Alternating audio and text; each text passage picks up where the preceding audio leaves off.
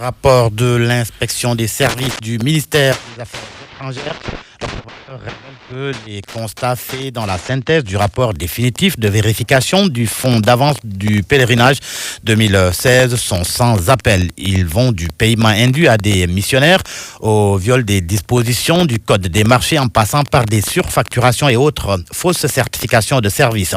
L'Obs fait aussi état de 11 700 litres de gasoil pour 2 voitures. Selon mon confrère, la mission clôt son exercice par une forte recommandation, mieux encadrer l'utilisation du fonds d'avance à régulariser. Le Forum civil fait plus qu'une recommandation sur les déballages autour des intrants.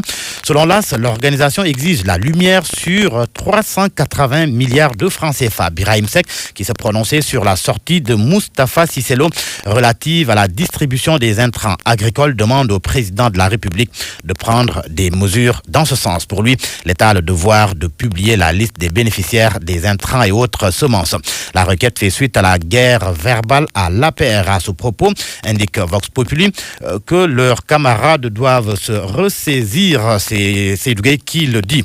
Ils sont, selon lui, adultes et doivent s'autoréguler. Dans l'entretien accordé au journal, le ministre conseiller en communication du président de la République avertit aussi ceux qui menacent de marcher sur le palais. Selon lui, ceux qui sortent de la légalité s'exposent aux rigueurs de la loi et l'État restera ferme. Des propos qui font dire à Vox Populi que le monsieur comme du palais siffle la fin de la récréation. La fin de la récréation, le président va la siffler si l'on se fie bien sûr à Abdoumbo.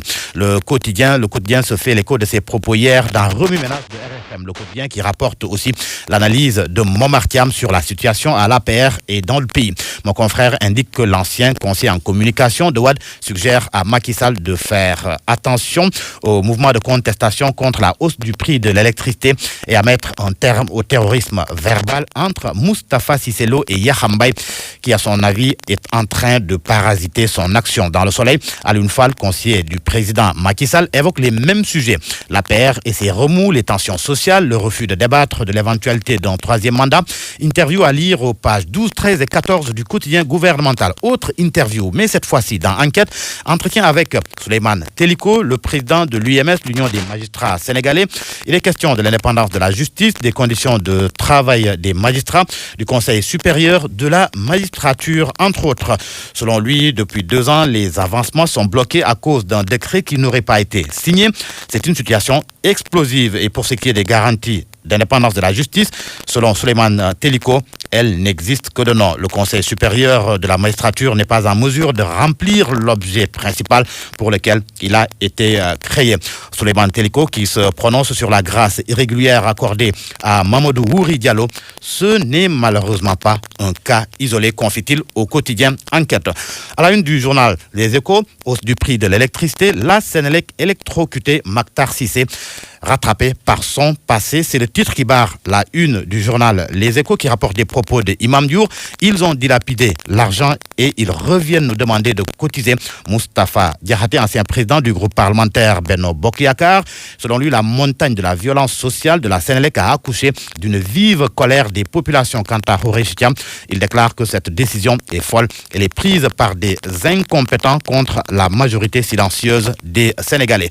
Et l'on termine, avant de terminer, l'on parle sport avec le tirage des 8e de finale de la Champions League européenne.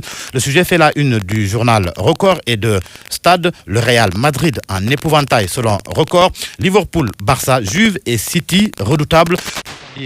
Page de titre du quotidien Stade. Et l'on termine, Babacar, par cette page nécrologique à la une du quotidien Walf. Le rappel à Dieu du directeur de publication de Walf Quotidien. Camou rejoint Sidi, peut-on lire à la première page du journal, la presse orpheline d'un professionnel.